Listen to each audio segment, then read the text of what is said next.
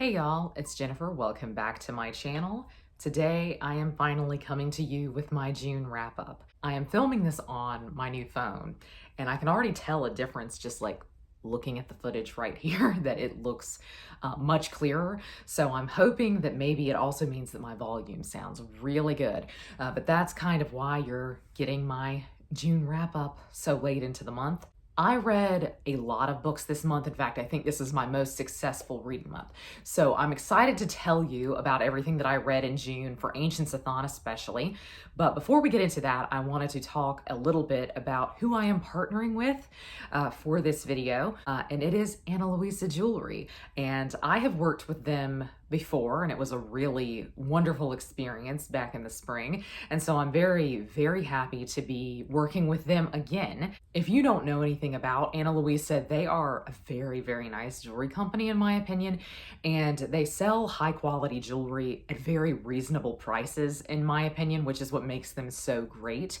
And they are also a company that is very, very concerned with their environmental footprint. So they are carbon neutral, not only their jewelry, but also their packaging, which I just think is really wonderful. And I love that they are cognizant of that and that is something that's really important to them as a company. They did send me 3 new pieces to try this time around, and I have a link in the description that you can use for a discount off of your next order from them. So be sure to check that out. But I thought I would share with you the 3 pieces that they sent me. The first is one of their rings. I got a ring from them last time that has been one of my favorite rings I've ever had. I just really love it. And so I got another ring that I thought would pair well with that. And that's this one. This is the Ray, and it's got a little white stone in it. Kind of the theme this time I went for with these 3 pieces was stones or like a pop of color, because sometimes I feel like I need that, especially when you're wearing maybe just black or white.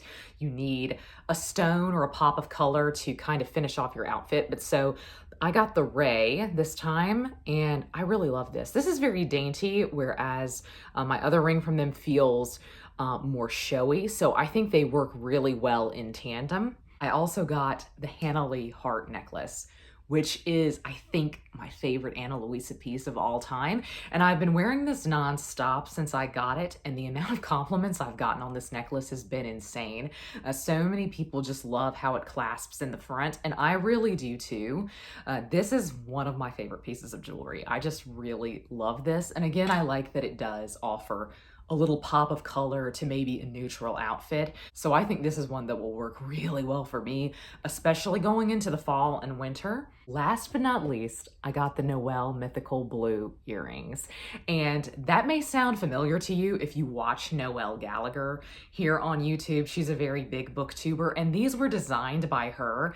And as I understand it, they were kind of inspired by Greek mythology and Greek retellings, and they definitely have that vibe. This is a very summery earring, and I just absolutely love it. And they're not heavy, which I assumed they might be. And so those are the 3 pieces that I got this time around. I'm really thrilled to be working with Ana Luisa again. Be sure to check out that link in my description box for a discount on your next order from them.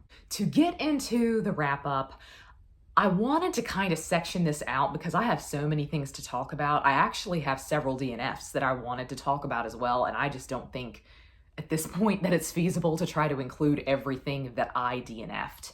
Why don't we do Ancients-a-thon first? I think that makes the most sense. And I did have a couple of DNFs in Ancients-a-thon. There's only one that I think is worth talking about really here. And so maybe we should get that one out of the way first, the DNFs and the book that I am still in the middle of. So the book I DNF'd is The Romance of the 3 Kingdoms. And I really want to say the reason I DNF'd it has absolutely nothing to do with the book itself, and has more to do with, I think, the translation, and also really it has something to do with the fact that this is an abridged book. And I don't know if many of you have felt like this before, but sometimes when I'm reading an abridged classic, I can tell that they cut out a lot of pertinent information. And this is one that really felt like I was only getting part of the story. I was only getting part of the whole. And I actually felt a few times as if the most important information was the information that was abridged. I also really struggled with the writing style here, and some of that I think is possibly due to translation, but some of it too is just possibly how a classic of this time period was written. And I really struggled with that here. And since I've been in such a big slump this year, I said, you know what? I'm not going to try to force myself to read this. But the thing is it's very interesting. I think maybe what I should do is read a summary of it and then come back in and try to read this, because I don't want to say that I disagree with the idea of an abridged classic. I think they are very valuable to a certain reader. And I think they are very useful, especially when you're getting started in classics or when something is exponentially long, which I get the impression The Romance of the Three Kingdoms is very long. And so I do see the need and the point of an abridged classic. And so I don't want to just kind of say I'm against abridged classics, because that's not true. I just think this was possibly not a very well done abridgment. And so I really struggled with it because I think the things I was most interested in were the things that were cut. And I also feel like the things that were cut were very pertinent to what was going on. And maybe this is just a very hard one to abridge, but I'm very interested in this. I think I would really like to read a retelling of it, possibly more so than reading the original. The book that I am still in the middle of is Don Quixote. And no one is more shocked than I am that I picked this up. I cannot believe that I finally decided to give this one a go. And I did basically because my song of the summer is Don Quixote by 17, and I just love that song. I think I've always kind of turned my nose up at Don Quixote because I knew it was comedic. And for some odd reason, comedic writing does not always jive with me. Books that set out intentionally to be funny, that doesn't always work for me. And I don't know what it is, because I like comedy elsewhere, but I struggle with it in plays like Shakespeare's comedies. They're not as good for me as the tragedies. Greek comedies, not nearly as good as the tragedies, in my opinion. And I feel like I just tend to think like that with classics in general. I'm just more interested in a tragic classic than I am a comedic classic. And this has been an absolutely wonderful surprise. And it's kind of made me wonder if perhaps I was a little bit hard on comedy in the past. This is literally laugh out loud funny. I am listening to this on audiobook because I've been doing a lot of shifting of shelves at work. And so it's nice to have an audiobook on the go while you're just doing stuff with your hands. And I've been listening to this. I'll catch myself like I just have to stop for a minute and laugh. Like, parts of this are genuinely hilarious to me. And there's something to be said for that, in my opinion. I think this was written in the early 1600s originally, so 400 years ago. It's incredible to me that jokes written 400 years ago are still funny. And I actually have to say, I think audio was the way to go with this. I think that made the humor come across in a really wonderful way for me personally. And so I do think the audiobook actually has enhanced this experience. And y'all know I'm not really a big audiobook person, but I indulged. I got the audiobook of this and I'm really glad. It is so funny. I think I'm about halfway through and I'm just really enjoying it. I think it's one that's probably going to take me a little bit longer to finish, but that's totally fine. I mean, the book is really, really big. But I am thoroughly enjoying this, and I'm very, very shocked by it. If I'm honest, I'm shocked that I am loving it as much as I am. Now let's talk about the 3 things that I did finish for Ancients-a-thon. And I had so much on my TBR, I knew I wasn't going to get to everything. And so unfortunately, the majority of what was on my TBR, I did not get to. But I did wind up reading Electra by Euripides with Rainy from Rainy Day Reads, and that was a wild experience. I think we both felt the same about the play, which was very nice, actually. We both felt pretty middle of the road on it, I would say. This is a very short play. It really, truly is. And so it's hard to get a whole lot out of it because so much is packed into such a short page count. And so this is one that I struggle with, but I did an entire video about this just because I needed to process my feelings. And I feel like I said everything there. But I wound up rating this 3 stars. And when I read it for the first time, I rated it 5. So I'm curious to know if maybe my tastes have just changed as a reader, or if maybe I really was into Electra by Sophocles and not really by Euripides. I don't know. I also read The Book of the City of Ladies by Christine de Pizan, and this was our group read for Ancients-a-thon, and I just recently did a live show with Tori over on her channel, Hufflepuff Discovery, about this book. I will link to that live show down below if you missed it. And this is a classic of the 1400s that is a really feminist classic. And I had mixed emotions about this, but it really helped me to discuss it with Tori at that live show, because I think it really threw into sharp relief a lot of my feelings about it, and it crystallized some of my opinions. So this is really more of a long form essay, and I think by the end of the book, I was getting tired of the formula that she set up, if that makes sense.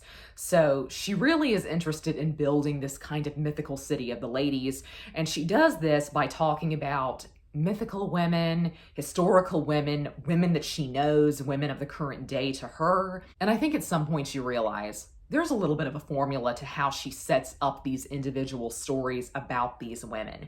And that was what was getting tedious to me by the end. And I think there's possibly a world where I would have rated this 5 stars, because there was a lot that was interesting about it. But to me, what was interesting was her as a person, Christine de Pizan, and how she put herself on the page. Sometimes you read books and you really feel the author's presence. I most certainly felt Christine de Pizan on every page of this book. And so I really was more interested in her and her personal opinions on things than how she set up the fictional aspects of the book. And by the end, I was really more interested in learning more about her as the author and more about her as a figure. I was more interested in her than I was in anything about the book, sad to say, which isn't to say the book was bad. I also rated this 3 stars, but I had some mixed feelings about it. I think it's very, very interesting, but it is quite formulaic. But I often struggle with things like short story compilations or things that combine a whole bunch of essays together, which is what this felt like to me. And that is not always my favorite thing to read, let's say. So I knew this one would be up in the air for me a little bit, and that's the way it was. But I did rate it 3 stars, and I'm glad I read it. It was very thought-provoking. Last but not least of the books that I finished for Ancients-a-thon, I read King Lear, and I read this in a vlog earlier this month, and it was a vlog I really enjoyed filming. I read a few classics in that, and this was definitely, I think, one of the bigger successes of that vlog, in my opinion. It's pretty easy to say that you knew you were going to rate a Shakespeare 5 stars, and I've always known that King Lear would probably become one of my favorite Shakespeare plays. I don't know that right now I would say it is a favorite, but I did really enjoy it and I rated it 5 stars. I haven't thought about it the way that I have some other Shakespeare plays upon finishing them, even Shakespeare plays that I don't tend to rate quite highly in my ranking of his works, like Macbeth, I have dwelled on more than I have King Lear. I really think Shakespeare is one that should be enjoyed by a group. I feel like Shakespeare is really great for a classroom setting. He's great to read aloud with a group of people. He's great to see performed, of course.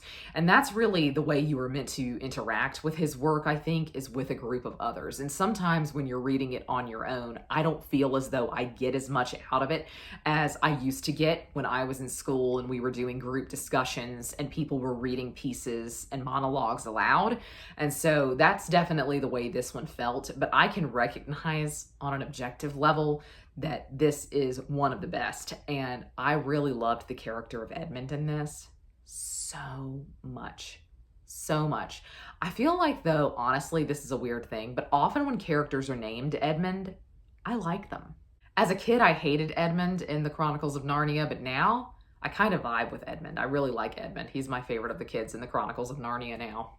So I feel like I normally get on with characters named Edmund. This is not the only example, but I loved this, really loved this. And this is one I would be curious to see a performance of. Okay, let's move into everything else that I read this month. And I'll show you my little post-it note. This was Ancients-a-thon. This is everything else. So everything else I read on the Kindle, as a matter of fact, but one thing, and I'll hate that. Editing Jenny will literally hate that, because if there's one thing I hate doing, it's snapshotting a picture of a book's cover and inserting it in the video. But it's something I'm going to have to do because for some odd reason, I was really on a Kindle kick this month. Let me go through the other books that I read for that vlog very quickly because I gave a lot of thoughts in that vlog. I'll link to it down below. So I also read We Are Okay by Nina Lacour. This is not a book that I would have picked up on my own. I said it in the vlog, and I'll say it here. I was reading books recommended by some of my favorite K-pop idols. This is a YA contemporary, and I can see why it was recommended by a K-pop idol because I know that years ago, this one was very, very popular, especially here on BookTube. I remember that you used to hear about it all the time. I am not a contemporary reader, and this really confirmed that for me. Throughout this year, I've been reading books recommended by K-pop idols, and it's been a wonderful experience in so many regards because it's made me step out of my comfort zone in terms of genres especially, and this is one that I knew was out of my comfort zone, and I didn't expect to like it. I didn't hate this, but I also didn't love this. This is not a book that I'm going to reread, but I do feel as though I understand why this one was so popular. It is so well written. I think the writing style is just absolutely wonderful and is the strong suit of the book. It's also a very emotional and somewhat sad book, which makes it a hard read in my opinion. I've always known I'm not really into contemporary, but this kind of confirmed it for me. I also read The Devotion of Suspect X by Keigo Higashino in this vlog, and this was 5 stars.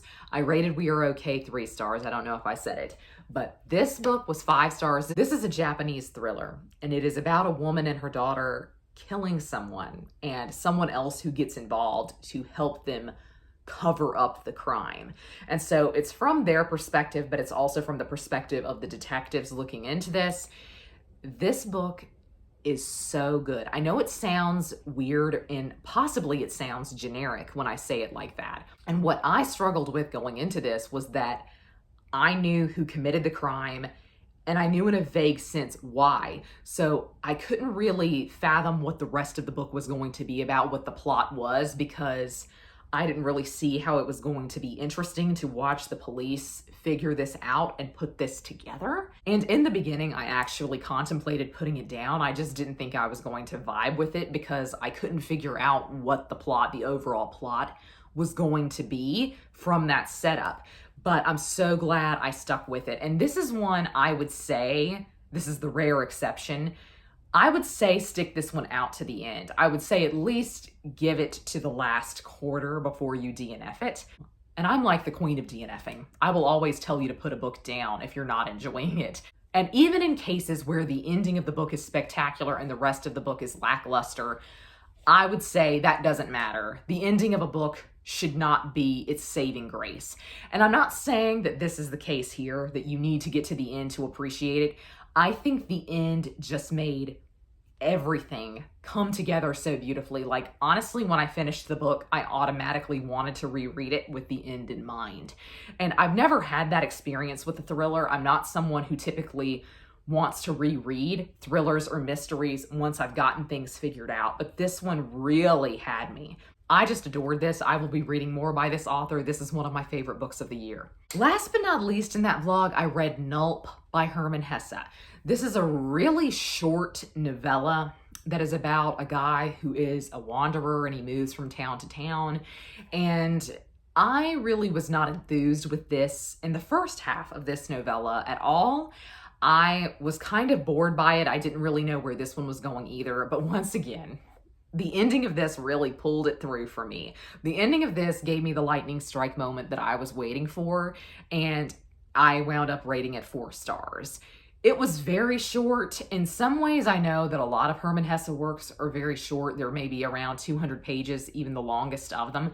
And I struggle with short books similar to the way that I struggle with long books, actually. Long books have to kind of justify their length to me. Does it need to be this long? 90% of the time I say no.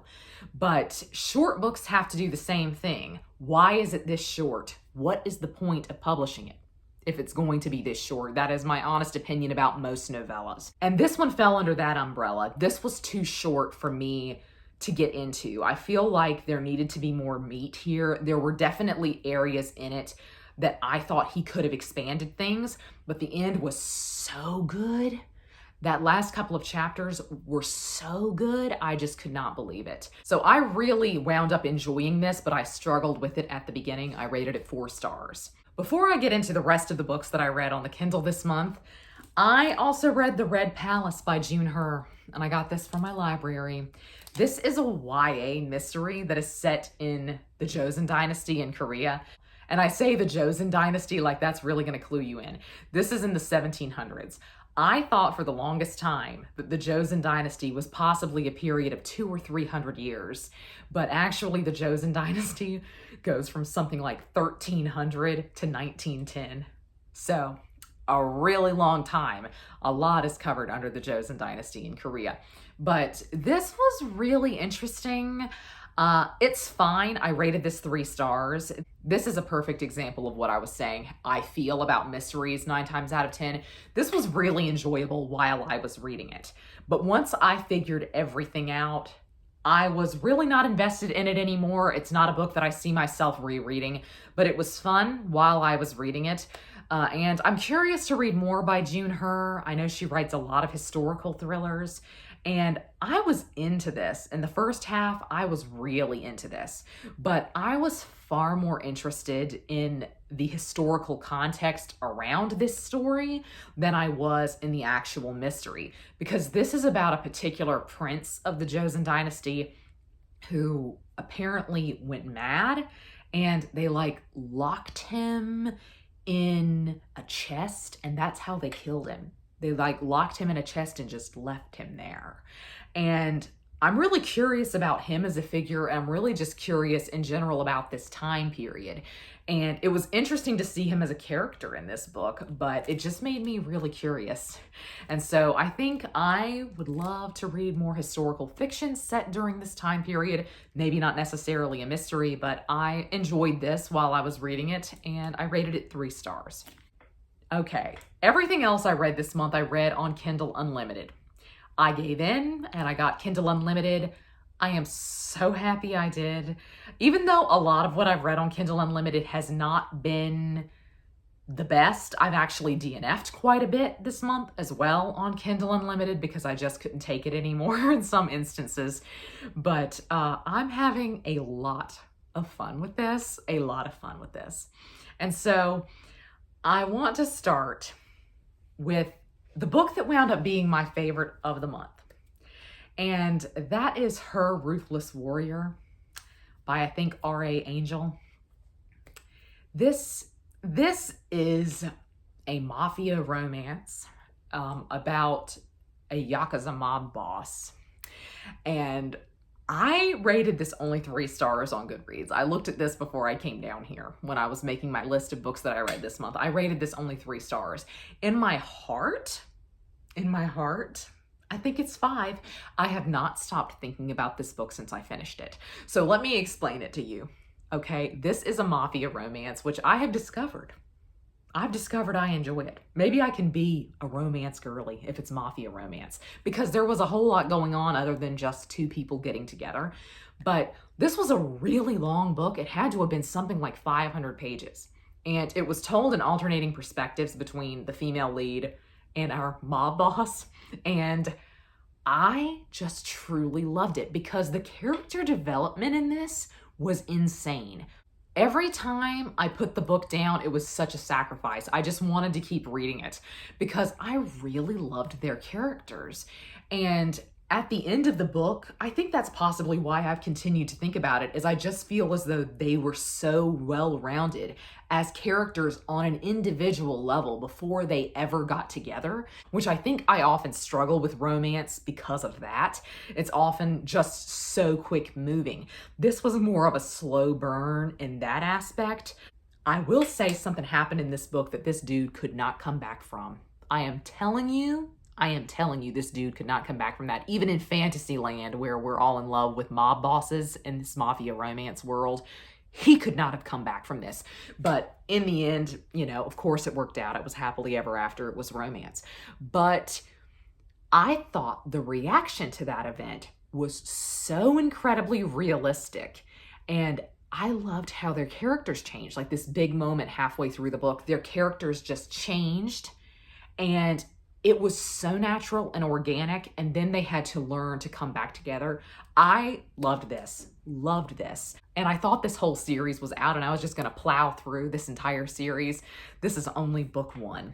So I'm really excited to see what the author does with the next mob boss, because I think she's just gonna move down the line of the mafia. First book is Yakuza, second book is Italian Mafia. I think third book is gonna be Bratva or something like that. I think she's just gonna move through all of the mobs, and I'm excited about it. This was incredibly well written, and it really automatically opened me up and made me more open-minded about what is out there on Kindle Unlimited, because I had a certain type of opinion about Kindle Unlimited books, and I realized it was the wrong opinion to have. So I loved this, and I think I'm gonna go back and change my Goodreads rating. I think it's a favorite of the year.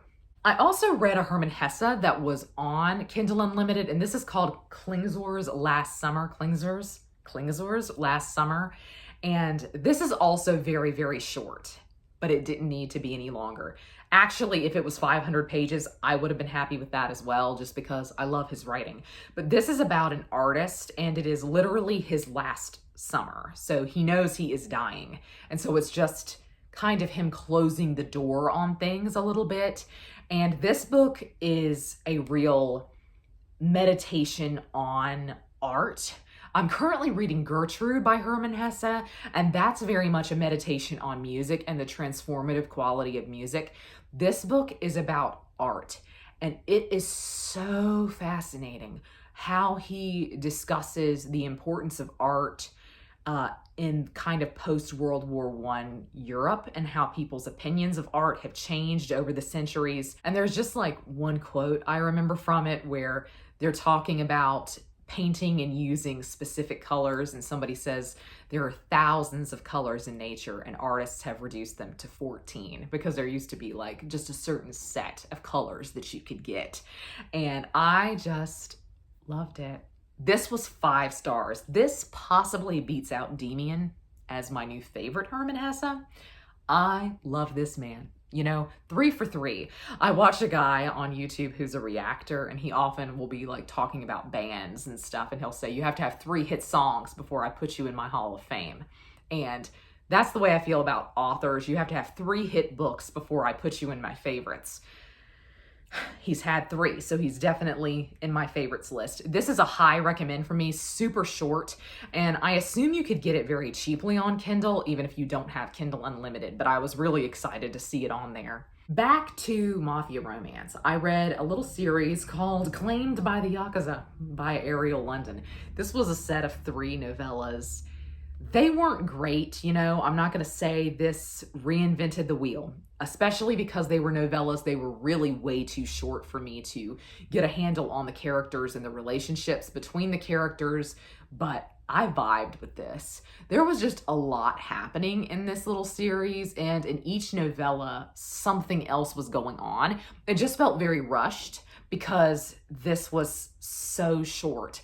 The novellas definitely were maybe only 100 pages, 150 pages, and I felt that. I felt that they were very short. And I think this would have worked better for me had they been allowed to be fleshed out just a little bit more. But I did enjoy these. I rated them 3 stars. And so I think I found my thing. I think I can be a romance reader if it's Mafia romance. And that's the majority of my TBR on my Kindle. I just have it all on there. And it's so funny. Kindle Unlimited has such a great algorithm, in my opinion. Once you have read one thing, it automatically suggests to you like everything they have in Kindle Unlimited that is possibly like that. And so I am just inundated with Mafia romances. And also with, I'm sad to say this, I really am, K-pop romances. So I have read this month K-Pop Secret by J.L. Lee. I'm going to tell y'all don't read this because the book ends on a cliffhanger and you can't read the second book unless you download an app and read it on this app. I've just never heard of that in my life and I was stunned by it. And really, the book is stupid in so many ways. It's so stupid what happens in it, you know? And I would have read the rest of the series, though. This is sad to say. Had the series been on Kindle Unlimited, I would have finished it because I did desperately need to know what was going on. And to call this a romance is actually incorrect. This is maybe just more of a contemporary. It's basically about a girl who disguises herself as a guy to be in a K-pop group who were in America for a performance like the VMAs or something like that. And they need a member to sub in. And so they held like a competition. And this girl is apparently an amazing dancer and she disguises herself as a guy and she gets in. But there are definitely romance undertones of this. It just wasn't a formulaic romance in that regard to me. The romance was not the main part of the story. So, I mean, I enjoyed it. I could not put it down. I kept reading it. And I rated it 3 stars, but a lot of that has to do with the fact that I just think it's strange that you had to download an app to read the rest of the series and find out what happens. I am tempted to do it just because I want to know. There are a couple of things I really want to know how things wrapped up in certain storylines. So I'm tempted by it actually, but see, just my pride won't let me do it. I'm not going to download an app to finish this series. It's the most ridiculous thing I have ever heard. This felt more YA, and maybe in fact it was slotted into the YA section of Kindle Unlimited for all I know. But the last book that I finished in June is Idle Thoughts by J.S. Lee, not to be confused with J.L. Lee, who wrote this previous book.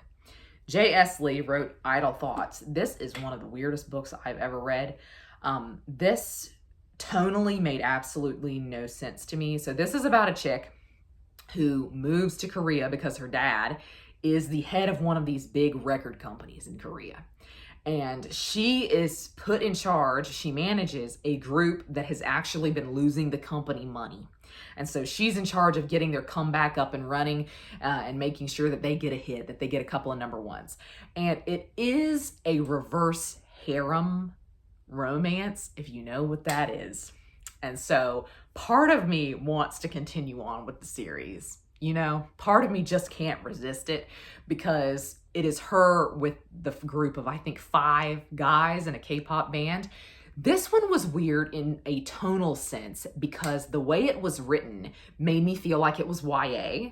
And a lot of it was just kind of glossed over in terms of plot points. And also there would just be occasions where no background was given, but she like instantaneously felt a connection to these guys and instantly wanted to be their defender at the record company. And she's like, y'all have treated them so wrongly over the years. I'm like, do you know them? Do you even know if they can sing? And so it just was weird in that sense. That is what felt YA to me, is just kind of like, not insta-love, but like instantly in somebody's ring, let's say, instantly friends with somebody, instantly caring for somebody. But yes, definitely there was insta-love here. But there were also some pretty racy scenes which made me feel as though the book was intended for an adult audience. So I have absolutely no idea who this series was really meant to be for, because tonally it was just very shaky to me. Am I gonna say that I won't finish this series? I don't want to say it because I might get desperate. I might feel like I really need something fun. And that's what I did this month, and I think it was the key thing. I read kind of a classic, and then I read fun. Then I read maybe something else a little bit deeper, and then I read fun Mafia romance. And I think that's a good balance for me. I really do. But this was a weird one. I don't necessarily recommend either this or the previous book. My K-pop secret? My K-pop secret was fun. Like, if it was a K-drama, My K-pop secret would be a fantastic K-drama and I would eat it up. But as a series, I just was irritated by how it was set up. My irritation with My K-pop secret has nothing to do really with how the book was written. It did feel as though it was geared toward a YA audience, but that's fine. Idle Thoughts is just one I don't understand because it felt as though it was written for a YA audience, and specifically, in my opinion, a younger YA audience. But the sexual situations made me think the book was intended for an adult audience. Anyways, I will keep you updated on my Kindle Unlimited journey because I'm thoroughly enjoying it. I found some hits and I found some misses on there, and I'm reading a book right now that's about Finnish mythology that I found on Kindle Unlimited, and I'm adoring it. So there are a lot of gems out there, and like I said, I think the algorithm figures you out quite rapidly, which I really enjoy. But those were all of the books that I read this month in June, and I would love to know if you have read any of these, if you have Kindle Unlimited, how your Ancients-a-thon went. But that is going to be all from me today. Please remember to check out the link in my description to Ana Luisa and get your discount. But that's going to be all from me today. I hope you're all having a great week. Happy reading. Goodbye.